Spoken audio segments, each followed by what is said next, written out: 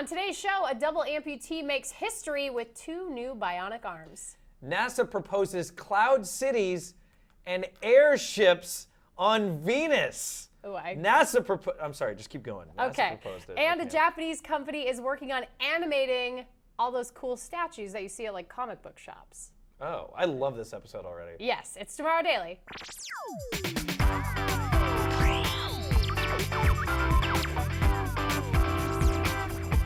Greetings, citizens of the internet. Welcome to Tomorrow Daily, the best geek talk show in the known universe. I'm your host, Ashley Scala. Joining me as always, my right-hand man, literally to my right, Kale Anonymous. Yeah, that's good. This actually, I think you're right in that this might be one of my favorite episodes all year because of the stories. There's some pretty good stories in here. I can't wait. So we have stories that will warm your heart, heartwarming. Mm-hmm. We have stories that are like so crazy and awesome that they can't possibly be real, but they are. And then we have stuff that's just like, whoa, I really hope that shows up in my house sometime soon. Right, and we'll get to them in about 46 minutes. No, in about 4 seconds. Here's the headlines. Okay, well, Kel. Thanks for taking that away from me. I don't want to make anybody wait that long. He's really burying the lead here. Yeah. 46 minutes. All right, what do you got? 2 shows from now. Okay, so this is going to be the story of a man named Les Bao. I'm going to call him Bao. It's B-A-U-G-H. So I think it's Bao. Bao? Okay. Bao? I'm going to say Bao. Les lost both of his arms in a freak electrical accident 40 years ago. Okay? So there he is, and he is now officially the very first amputee in the world to wear and control 2 bionic arms at the same time using just his thoughts. Using his thoughts? Yeah, this is literally probably one of my favorite stories of the year, 100%. It came in at the last minute in December, definitely one of my favorites. So his arms, his bionic arms are from Johns Hopkins Applied Physics Laboratory, and he had to actually have surgery that literally reassigned his nerves so he could use these arms. Oh, wow. So this has been a while in the making. Oh, yeah. This is like, he had to go through a lot of different processes, but there he is using 2 bionic arms at the same time using his thoughts. So after he got that surgery done to reassign his nerves to these arms, like to use these arms, he had to then train to use the arms through a bunch of different tutorials, including one that was actually a virtual reality version of his arm, having these arms. And so then there was a custom molded socket that fits onto his upper torso, which is what you're seeing in between the 2. It's sort of like a chest piece that allows him to kind of wear it almost like a jacket, but they put it on his torso so that it sets the arms in place. And those are his arms. This is the amazing. What can he do? Can he pick stuff up? Has he done? This is, okay, so that is the most appropriate question you could possibly ask. This is the crazy thing. Within 10 days, he was able to move objects from one place to another. So this right here is a process that I think they said took over 8 different functions. That is normally taking one cup and putting it on a different shelf, a higher up shelf, is a very difficult task for people with prosthetics. And the fact that he was able to learn to do that in just 10 days is remarkable. Wow. And they were really excited about how quickly and easily he's been able to sort of pick up the use of these arms. And Les himself was quoted as saying, "Maybe for once I'll be able to put change in the pop machine and get pop out of it." Oh, that's so just like the what simple a charming things. man, yeah. Like he's just, that's like a really exciting thing for him. He was thirsty the whole time. No, but that's incredible. Super amazing. So what kind of, maybe we don't have that information, but like what kind of strength is in the arms? What are they capable of? Like the dexterity, how does it? They're extremely capable. I don't have like super specific detail. If you go over to our show links, it's a huge article. It has lots of details. You can check it out. Watching the video just in and of itself is extremely inspirational. But they're extremely dexterous. He's able, obviously you saw him grabbing a ball and dropping it into a bowl. And that's all done without the use of any remote controls. It's just him thinking about it. That's crazy. It's pretty great. Just him thinking about it. Yeah, it's amazing. It's literally amazing. And I saw the picture today and it was like seeing a guy with 2 bionic arms in use. What blew my mind, because it was just like, I'm looking at like the future. This is the future. It was just such a tremendous feeling. So I can't even imagine what all the researchers and scientists and Les himself feels like having such an accomplishment happen. And now they're saying the next step would be for him to take these arms home and do his day-to-day activities with them. So we'll see. Way to go, science and technology. Yeah, pretty good. High five, science. And this next story. Speaking of science. Yeah, is more high fives. Is what sounds like a wacky idea from somebody that's not in NASA, and it's actually coming from NASA, and that is that. And then it makes sense. NASA thinks we should live in the clouds, more specifically the clouds of Venus. Get me my Lando Calrissian cape. Yeah, I'm ready for Cloud City. This deal is getting better all the time. So basically, the plan was initially like, oh, well, where they're going to live? We're going to live on Mars. Well, yeah, let's all go to Mars. Well, let's keep in mind that Mars has 40 times the radiation of Earth. Right. Well, Venus itself isn't any better. It's got 92 different atmospheres and pressures and temperatures, and it's around 500 degrees Celsius. So not exactly the best place in the world to live. That seems really hot on the surface. I think that is the level of heat that can melt lead. Yeah. So not a fun place to live. No good. However, a couple of guys working at NASA's System Analysis and Concepts Directorate at Langley Research Center. That's a mouthful. Yes. have pointed out that if we live just above the clouds of Venus, it has just the same amount of radiation as it does if you lived in Canada. Oh. Yeah. So it's like pretty similar kind of. Not obviously it's not the same. But it's a little bit less dangerous. Yes, and there's only one atmosphere of pressure and a slightly lower gravity than Earth. How high up is this from the surface of Venus? 500 kilometers. 500 or 50? 50, sorry, 50. It's 50. Okay, 50. 50 kilometers. That's not up bad. the ground. It's not bad at all. So all these things are making it sound less and less crazy. Yeah. So yeah, here's the phases. So this is hypothetically if it happened. This is actually here a are the plan. phases. Okay, here we they go. pulled out a plan. They have solar-powered airships. Okay, so we'd have airships. Check them out. Okay. So the first phase, robot explores the upper atmosphere. So we're exploration. So send a robot in, like Curiosity. We just check it out. Okay. It's like everything's good. Okay. Number 2, crewed mission orbits for a month. Okay, so we send some people out for a month. Scoping it out, spying. Yeah, just check things out. Internet Good. stalking. Okay. Number 3, crewed mission goes to the atmosphere for a month. So checking it out, like really getting into the soup. Number 4, crewed mission stays in the atmosphere for a year. Look at this airship inflating in the sky. This is like how they would do, I think they said instead of EDL, L standing for landing, this would be EDI, which I is inflation. You can see the solar panels on it too, so it's all solar powered. That's cool. Okay. And number 5, permanent human presence. Could you imagine living in a blimp on Venus?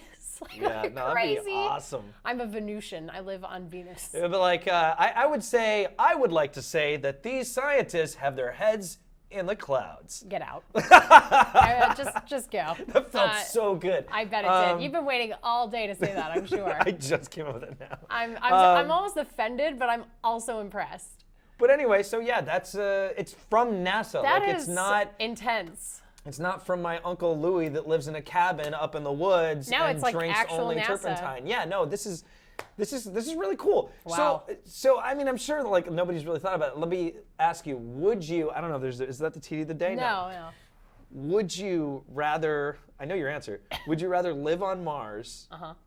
Or would you rather live in the clouds in Venus? Oh my God, clouds on Venus, 100%.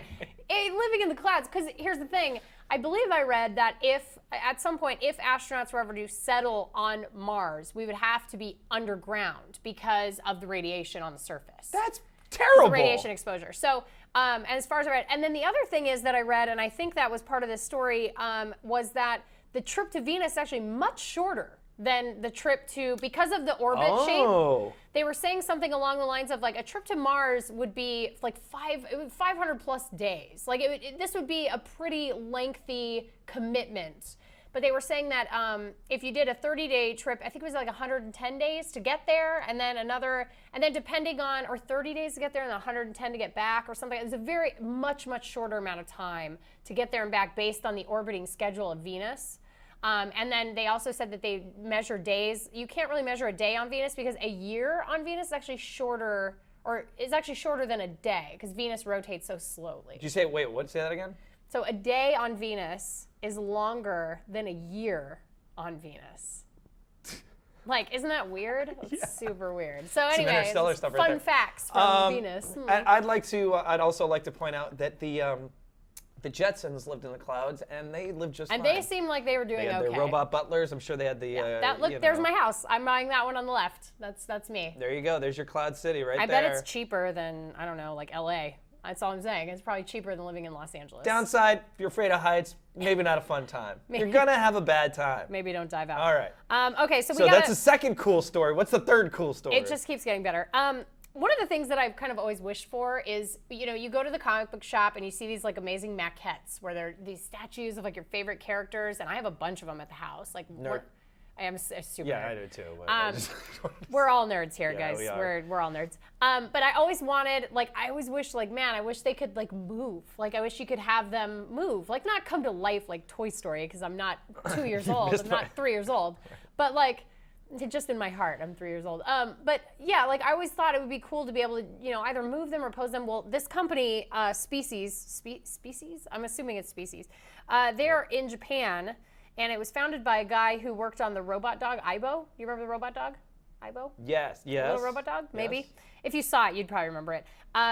So they're hoping to kind of do exactly that. So we have this amazing video. So here they are. This is what's called a motion figure system. So imagine over the top of this, a skin of your favorite character. Oh!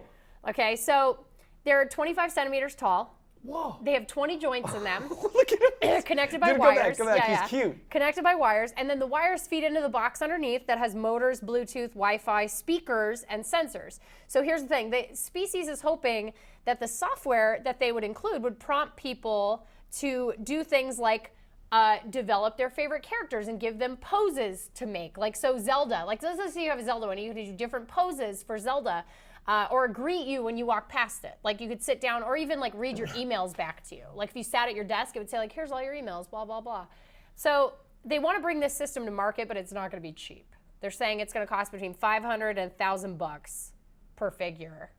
Marvel, pay attention. But seriously, anybody who's a real high-end collector, I'm sure, would love to have their favorite character that you could program multiple poses into and have it animated. Everybody, if Marvel took this up, shut up and take our money. Everyone would get one of those. I know. Imagine if Spider-Man, you come home after a long day, throw your keys down. Hey, Spider-Man. Hey, Kale. What are we doing tonight? Same thing. We're just gonna watch TV. Awesome. Cool. I'm your friendly neighborhood Spider-Man, and then he poses. Yeah, that's what I'm saying. Is that you're right. Spider-Man has all these different poses, and he can move the poses. Look at the feet and stuff. I mean, it's enough articulation to make it look cool, but not so much that it gets really bogged down in this super technical, it's got 150 points of articulation. It's no, it's 20, which is enough for a figure. I just think it's awesome. Why would you say it's so expensive? Well, because we already have toys that do kind of move a little bit. True. Well, we have action figures that have just plastic points of articulation. This is a full wire system that you'd be able to build characters on top of. And then on top of that, you've got underneath it all these sensors, Bluetooth, Wi-Fi connectivity. It's all of that as well. So it's the box underneath the actual doll or the figure is filled with technology. So they're hoping that they would be able to develop a software that would allow people to create their own, not create their own characters, but create their own, scripts for hey Kale, tell Spider-Man, hey, I want it to say hey Kale, blah blah blah, and then teach it to do whatever. I'll give it 2 years. I say 2 years, and then we're gonna. I'm into it. I got really excited when I saw it, which is that's actually our hashtag. Oh, that's our hashtag of the day. Hashtag day. Hashtag TD figure. I'm sorry. And we want to know, what character would you want an animated statue of, and what tasks or poses would it do?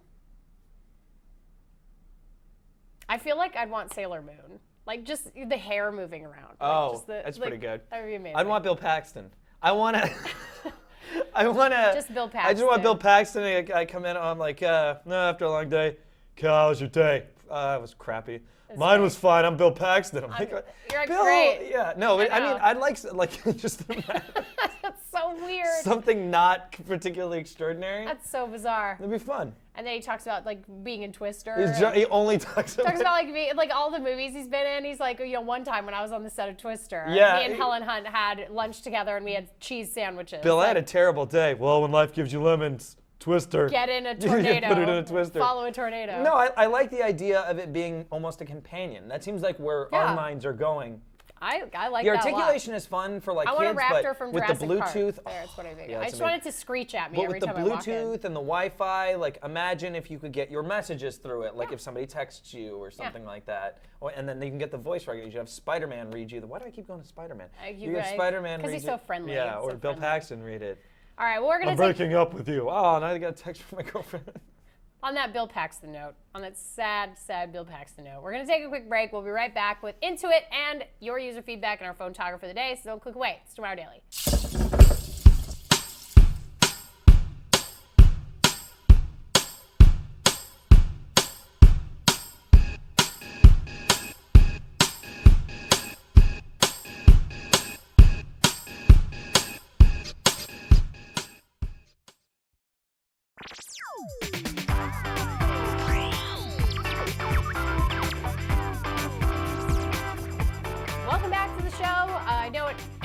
Felt like 30 seconds, but really it was a lifetime. It was like in Interstellar. Don't spoil it so people haven't seen it. Well, no, it's just, we got closer to the singularity. And you could have said Inception, where it's the lower level of Inception. Yeah, we're 7 years ahead now. Oh, wait, Christopher Nolan, they're all kind of they're all connected. I think they all happen in the same universe. Oh, do they? Yeah, I'm just going to guess. A very scary, scary universe. A weird, bizarre universe. Okay, so it's Thursday, which means... It means we're done. No, not yet. We got to tell everybody what we're into. It's Into It.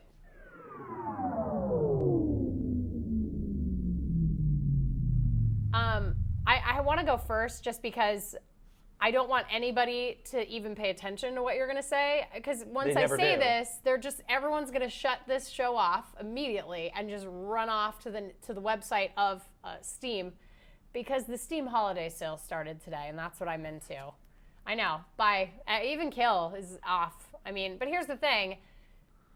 Really awesome people like yours truly have already gone online to the Steam sale and bought games. I think last year I bought 12 to 15 games, like a ridiculous amount of games for less than $100. So there's always really good deals. Like, do you see anything right now? Are you super crazy? Yeah, Metal Gear Ground Zeroes is on sale. Yeah. I'm a big Metal Gear fan. State of Decay, man. They're okay. No, wait, here we go. Sid Meier's Civilization Beyond Earth. Okay. Well, I always use the Steam holiday sale to buy like indie games. Like, I love buying a pile of indie games that I've been thinking about or I've read about over the course of the year. I always end up like buying a whole bunch of indie games, and then I just spend all year kind of catching up and playing them. So the Steam holiday sale is what it's all about, guys. Right. That's what I'm saying. And fun fact: 31% of the games that we buy on Steam, we don't play. No, that's 100% accurate in terms of my account. Like, there's still stuff I've never, ever opened. That's an actual statistic, by the way. That's an actual, it was like a Steam. So go give Steam your money and then don't use 31% of it. It's fine. Yeah, no, I'm going to buy Steam's really hurting, you guys. You gotta help prop them up. Elite, Euro Truck. All right. But it changes every day. The sales change every day. Yes. They're even having a thing now where it's like user voted. 3 games that are user voted to go into the Steam holiday sale. So like they're gonna have, starting tomorrow, I think is the first one. Oh. They're gonna have like these sort of people's choice sale, which is kind of nice. Okay, what are you into? I'm into a little thing called Black Mirror. Oh, so Black Mirror is this show in the UK. It's basically the Twilight Zone, but addressing like issues nowadays. Twilight Zone was all about like addressing social issues, like challenging, like social concepts and like how would you deal with a situation type thing.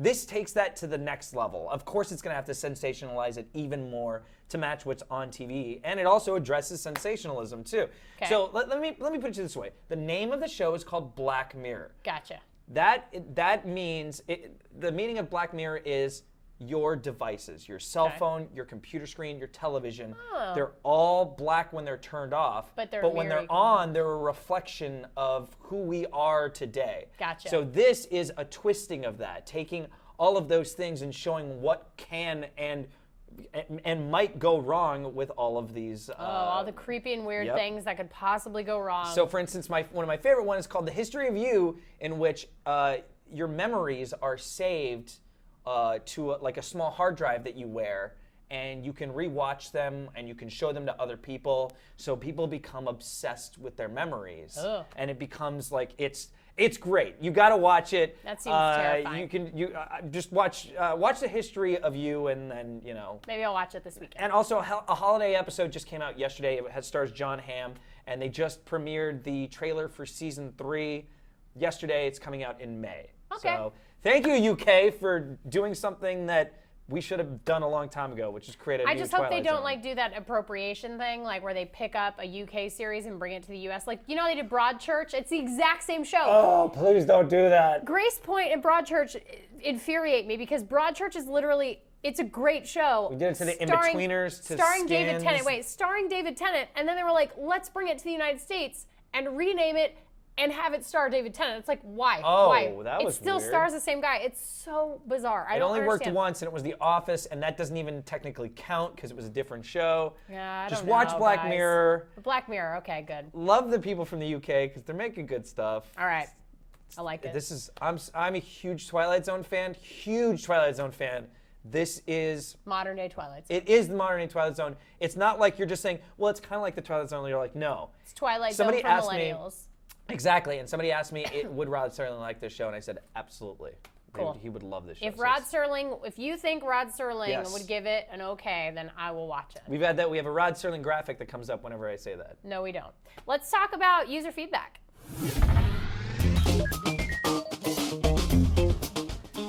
All right, so yesterday we asked you guys to tell us whether or not you thought Netflix should have an offline mode using the hashtag TDNetflix. Ooh, it's fighting time. It is. Our very first tweet came from Abdul Rahman, I think is the right pronunciation. I hope I got that right. He says, let me have the service first and then I'll complain about everything. Oh, no. I'm in Saudi Arabia. Australia's getting it next month, I think. Well played. Sorry. Well played. We lose. We often do not consider the fact Yeah. that things like Netflix are not available in other locations. Sorry. Sorry. Ricky wrote to us and said, I have 2 gigabytes of data on Verizon, so offline Netflix would be great. Yeah, that's nice. That's a good point. That's a good point, yeah.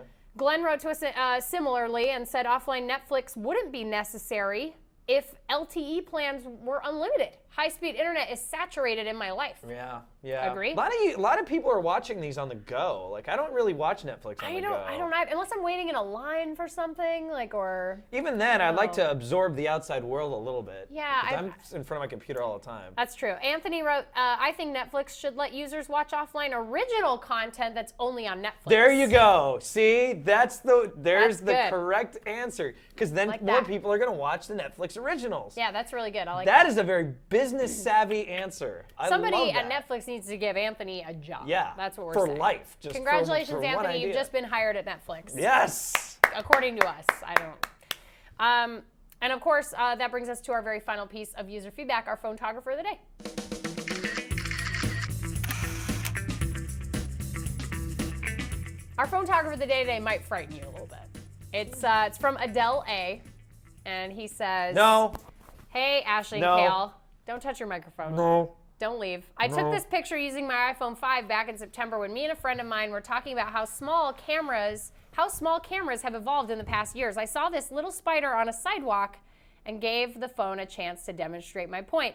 Although I've never been good at taking photos, my iPhone did not disappoint me and took this great shot. I hope you like it. Love the show. Keep up the good work. And Ashley, I hope you get better soon. Missed you last week.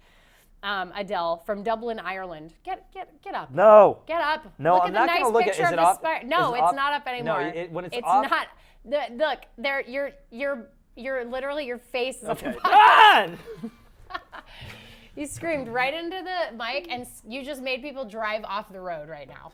Please don't drive off the road. Please don't. Please take the spider off the screen. Oh God. Also, I forgot It's to really tell you. ugly looking too. It's like No. it's a spider and it's an ugly spider. Spiders are so good. Why are you afraid of spiders? Because they have a lot more powers than I do. No, they don't. They can make a web. They can jump way higher than I can. You could They can smash hide them. under stuff. Like They're like literally 100 times they can smaller. run faster than me a lot of the time. Well, that's because we're out of shape. There's a lot more of them than us too. That's true. If the spiders ever decided to rise up Yeah. against humanity. Didn't you ever see that movie from the 1960s with the giant spiders that were crushing the building? Or arachnophobia. That's based on a true story. Arachnophobia, yeah. Just like the Blair Witch Project, based on a true story. Oh no, don't start coughing. Okay, well, thank you for that photo. You're my favorite user now. No, you're absolutely Kale's new favorite, officially, because I am decreeing it so. You're my new favorite. That's rare. No, that was a really nice picture. I thought it was great. I like spiders, so whatever. Spiders are helpful. Don't kill spiders, guys. Unless they're those really big ones that live behind clocks, like the one I got you for Christmas. And on that note, if you want to send in your photography, you can email it to tomorrow@cnet.com.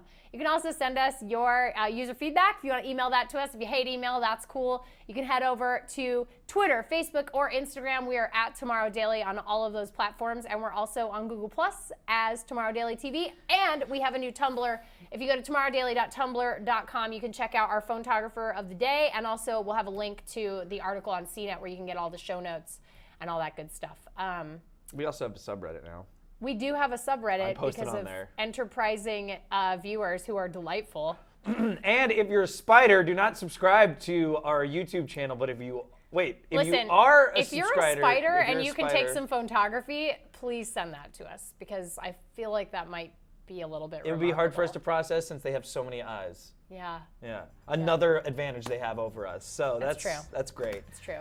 So also, if you're listening on iTunes, Serial's over, so you can spend the rest of your time with us. You can subscribe to us now, guys. You can listen to us, give us a good rating, and subscribe to us, and all the things. And all the things. If you want to tell anybody about the show, just send them over to tomorrowdaily.com. It's the easiest way to find us. Send you right to our show page over on CNET. And that's it for the show for this week. We'll be back next week. We only have 3 episodes next week.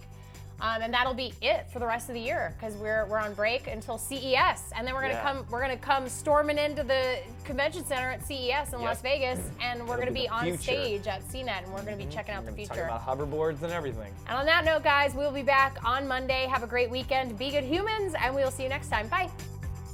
Ah, Dion! Where'd you sell that spider?